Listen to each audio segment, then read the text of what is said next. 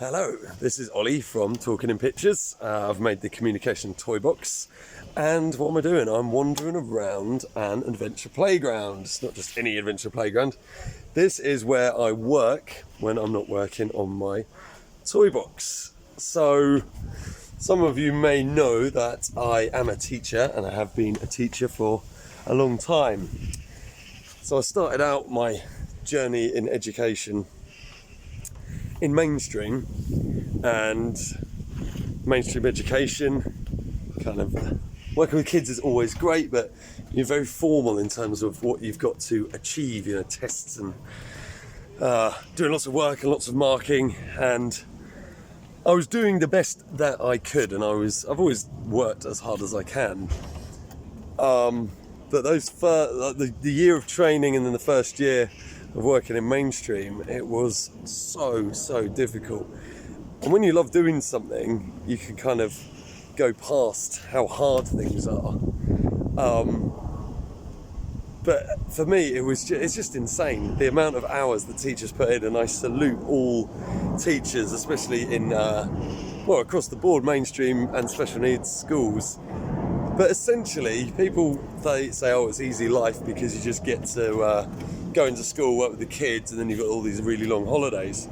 But essentially what you fail to realise, you've got to do essentially the equivalent of a 9 to 5 almost paperwork in the same amount of time, but you're working with the kids from pretty much say 8:30 to 3:30, 4 o'clock, and dealing with all of their issues. Then you just get all of it. You've got lesson planning, assessment, trying to get resources, trying to set up resources, and the assessment in terms of marking books.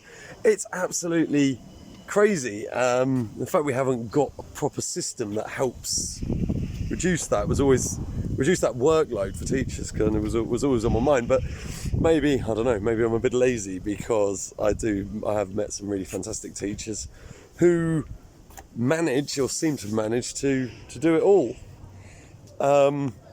But equally, there's teachers like me who do try really hard, and after a while it all gets on top of you. So anyway, I kind of felt it getting a bit on top of me first couple of years of doing mainstream. My mum had been a special needs teacher, and I'd never really known a great deal about special needs, but I'm always interested in helping people, as many people as I can, essentially. And my mum had said that working in special needs, you're in a very different environment. So I thought, okay, maybe I'll give it a go. So went through the process, and I eventually got a job as a special needs teacher. And my mum was right. My mum, shout out to my mum, she's always right. Listen to your mother, as my wife would say. So I became a special needs teacher, and I worked in an absolutely fantastic school for many years, probably about 7-8 years. I worked in a particular school out in West London, and I loved it. And people talk about mentors. If you, in your life, can find mentors, find people who are good at their craft, they're good at what they do, listen to them, learn from them. I had some amazing mentors. My teaching assistants, I was the teacher, but I was a young lad. My teaching assistants were fantastic people. They were very experienced, very creative, very knowledgeable, and they would just do so much work because they loved the job. They loved working with the kids. And I was in this environment, and I was like, well, this is great. And I loved it too. The kids are brilliant. The staff teams were brilliant. And everything was just really nice. And there was such focus on the kids and getting the best out of the kids that we possibly could. So I learned an awful lot, like I said, for teaching assistants, but also the management and all my colleagues, and I had a really good time, and I learned an awful lot.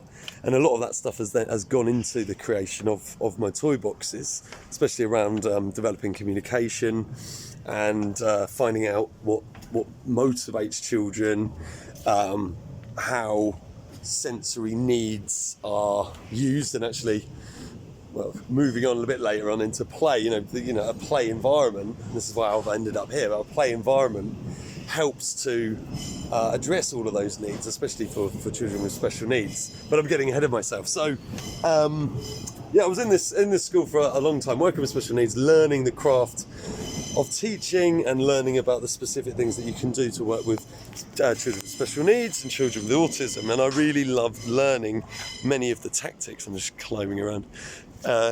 Many of the tactics and strategies and how to build resources to work with children. And I started to get a little bit frustrated in that there was this not blurring of the lines. I was trying to teach the communication, but the curriculum kept sneaking in terms of we've got to teach the curriculum. And I believe it is very important to teach the curriculum, but I think it's more important, and this is all through my work and why I made the toy boxes, you have to teach the kids to be able to communicate first. If you're just teaching, shoving stuff at them, and they can't reciprocate, they can't communicate back to show you what they've learned, then, what are you doing? You've got to do the fundamentals first. Maslow's hierarchy of needs. You've got these base layers to start with. You've got to ensure the building blocks are there and going up. But like I said, had a fantastic time working in the special needs. It started getting tricky. We had a change of government in this country, and the kind of this obsession with the curriculum got more and more intense, and this idea of box ticking everything and assessing absolutely everything became more and more intense, and it just got harder and harder, I found, to really do the job of actually teaching the kids, showing them things, getting them involved in things, because you're just trying to link it to the curriculum all the time. I was trying to teach the kids about the Vikings and invaders and settlers and whatnot, but a lot of the time their conception of history was they just didn't know what you're talking about at all, and it just got quite frustrating. So anyway, after a while I decided, you know what, I can't do this here in this particular school, because I thought at the time it was just that particular school that due to the change of government, the management had changed a little bit, and it was like, you've got to do this box ticking, you've got to stick to the curriculum, blah, blah, blah, blah, blah. And I was like, after a while, I was sort of protesting a little bit. After a while, it just got too much for me, and I had to leave, and it was very sad to leave. And then after I'd left, I jumped around different schools, and unfortunately I found the same thing, this box ticking, this you got to stick to the curriculum, kept happening. So, and I jumped around a few different schools, and I've essentially just got really depressed after a while, jumping around different schools and doing supply and whatnot, and it just became quite a really sad time for me, because I was like, what am I doing? Like, I believe in education, I believe in teaching the kids about communication, but the way our system is set up, I just can't do it. And there's a lot of teachers that I've spoken to who get very frustrated as well. And mental health and depression in teachers it's a bad situation for a lot of people. So I got into a bit of quite a bad place, but lots of love and family support and trips to the doctor and therapy. Again, that's sort of another whole other story, but eventually I kind of settled into a bit of a routine of doing supply work, and it was all good. There's lots of stories around that, but generally pretty good.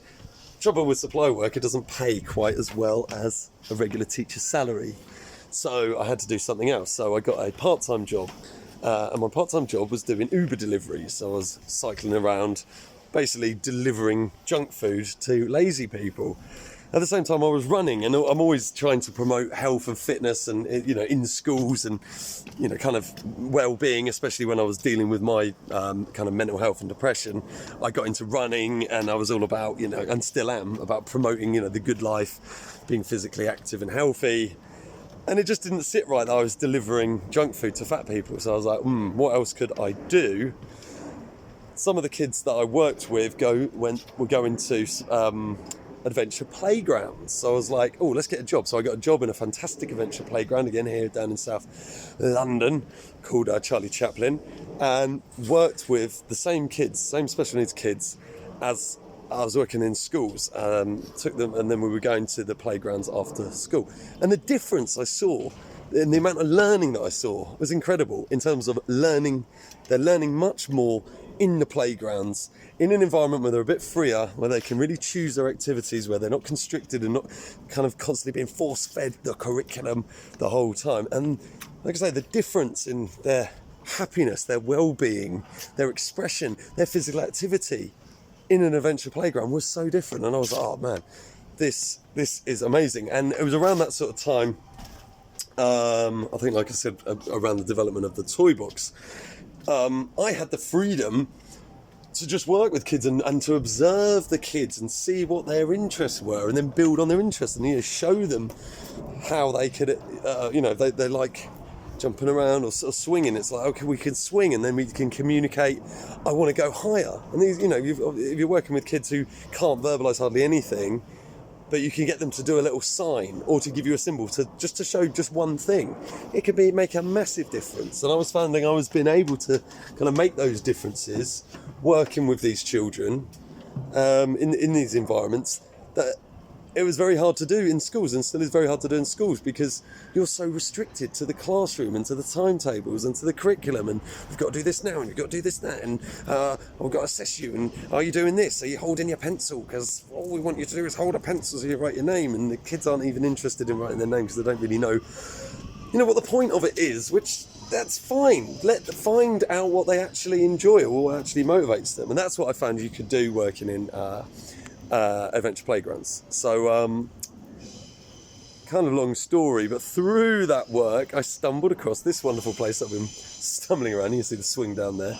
This is Grove Adventure Playground, and it was all boarded up. It's now not boarded up because the hard work and dedication of a lot of volunteers and community people in the community have essentially built this back together. It was already built, but they brought it back to life. And it's a fantastic resource for the community, and I'm in the very privileged position of working part-time here to help facilitate that and to help run the play scheme. So like I say, I'm now literally in an environment where I can work with children. It's mainly mainstream, but we are looking to really offer what we're doing to children with special needs. And working here kind of gives me the space to really investigate what it means to play and to observe communication and to work with kids. And it does give me a little bit of time also to work on my toy box, which is, so they're both, real passions of mine. That the more I learn about how we work as humans, it really shows the importance of play. And so having developed, through being in these environments, essentially the communication toy box, which is fundamentally about playing and communicating, is communicating what you want so that you can play, to get yourself into a sense of play. And it's brilliant. And I feel that my journey, I guess, through telling that story around where I've come from in terms of an educator, I believe working in this environment, working in a play environment, and working in the special needs and communications industry, encouraging communication and then also encouraging play is incredibly important, not just for our children with special needs, not just for our regular children, but for us, for me personally, but for you watching this. Play is very, very important. It's what we do very early as a species. It's how we learn, and we should really be playing as much as we can all through life. So I guess my long history in education has ultimately led to kind of the view that really the most important part of education is playtime. Obviously all the rest of it is very important, so I do, not negating the importance of reading and study and serious hard work sitting down, but finding the space for play is super important. So hopefully that's given a little bit of an insight into my story, as it were.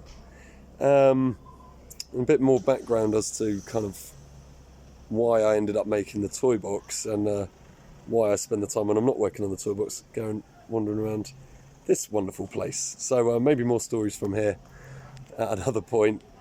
Anyway, bye for now.